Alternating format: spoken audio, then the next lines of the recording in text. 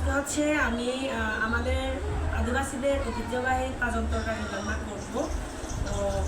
এই যে আমি কি তরকারি দিয়ে রান্না করলাম এবং কত তরকারি দিয়ে রান্না করলাম সেটা নিয়ে হচ্ছে আমি আজকে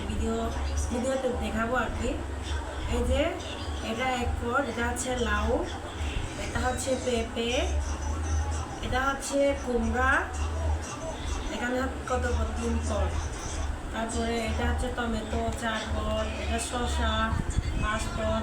এগুলো হচ্ছে এক ধরনের পাহাড়ি দেশত বেগুন, আমরা বেগুন বিচি বলি 6 পদ, এটা মূলা 7 পদ, ঝিঙ্গা, এটা হচ্ছে কলাত্তর, দেখি কত চার, এরপর 7, 8, 9 কলা গাছ 10 পদ, তারপরে বেগুন, তারপরে হচ্ছে এক ধরনের আমাদের পাহাড়িদের শাক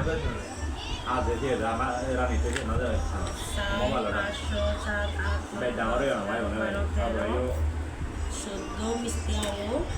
15, এটা হচ্ছে বাসকরণ 16, এটা হচ্ছে 13, 17, 16, 18, 19, 20, 21, তারপরে শাকের মধ্যে এটা হচ্ছে কলমি শাক 22, এটা হচ্ছে এটা একটা শাক আমরা মারের শাক বলি 23, মারের শাকের ডাঁটা 26, তারপরে কাঁঠাল 25, তারা 26, তারপরে হচ্ছে জঙ্গলি আলু 27, তারপরে কাঁকরোল 28, তারপরে হচ্ছে এখানে হচ্ছে দেখি শাক আছে 29, তারপর হচ্ছে এখানে আছে টমেটো 30, ও আচ্ছা 29, তারপর আছে এই যে এই শিমগুলো আছে, এই শিমগুলো হচ্ছে আমি মিক্স সবজিতে দিয়েছি